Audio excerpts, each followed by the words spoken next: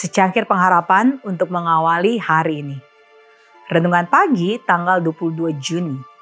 Adventisme di masa perang bagian 5. Matius 12 ayat 12 berfirman, "Karena itu boleh berbuat baik pada hari Sabat."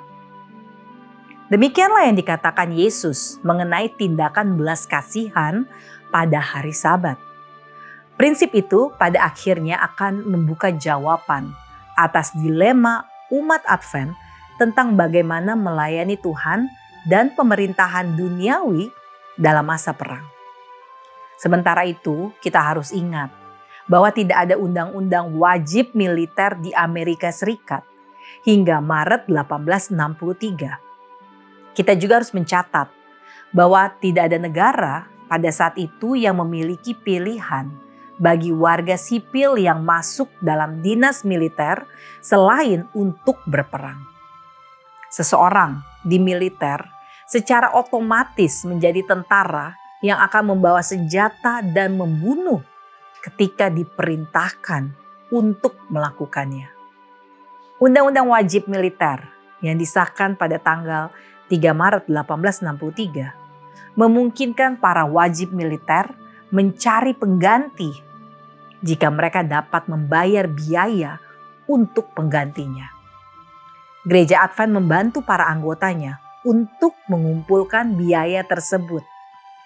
Namun, pada tanggal 4 Juli 1864, Undang-Undang Wajib Militer direvisi dengan menyatakan bahwa hanya mereka yang dengan hati nurani menentang membawa senjata yang dapat dikecualikan dengan membayar biaya tersebut. Pada saat itu, Gereja Masa Advent hari ke-7 General Conference yang baru didirikan mencatatkan diri sebagai denominasi non-ketentaraan. Pada tanggal 3 Agustus, negara bagian Michigan memberikan status non-ketentaraan pada denominasi baru tersebut. Negara-negara bagian lain segera menyusul. Kemudian gereja mengirim J.N. Andrews dengan surat-surat dari berbagai gubernur negara bagian untuk mengajukan status non-ketentaraan dari pemerintah federal di Washington DC. Maka pada bulan September 1864, pemerintah Amerika Serikat mengakui denominasi Advent sebagai gereja non-ketentaraan. Secara teori, hal itu berarti bahwa jika anggotanya benar-benar direkrut menjadi wajib militer, mereka tidak perlu memanggul senjata atau membunuh musuh. Namun, dalam praktiknya, para wajib militer non-ketentaraan seringkali menghadapi penentangan dan ancaman. Dalam catatan yang lebih positif, pada akhir perang, para taruna non-ketentaraan dapat bertugas sebagai tenaga medis baik di medan perang maupun di rumah sakit. Umat Advent gembira dengan pengaturan itu karena hal itu membebaskan mereka dari keharusan mengambil nyawa orang dan boleh berbuat baik kepada orang lain pada hari Sabat.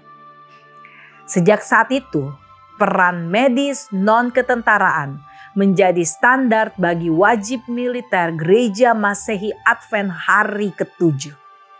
Namun, denominasi tersebut masih tidak menyetujui bila itu dilakukan sebagai layanan sukarela. Bahkan, beberapa sukarelawan selama hari-hari terakhir perang saudara dipecat oleh gereja. Meskipun beberapa orang, mungkin termasuk Ellen White, tidak begitu yakin bahwa pemecatan itu adalah tindakan yang tepat. Tuhan tidak hanya menuntun umatnya dalam hal-hal yang bersifat rohani saja, tetapi juga dalam menangani masalah-masalah yang berkaitan dengan dunia ini. Kita dapat bersukacita atas bimbingannya dalam segala hal. Doa kita hari ini, Tuhan tuntun kami agar setia padamu, bijak dalam dunia, memilih belas kasih, dan menjadi alat kebaikan di setiap keadaan hidup. Amin.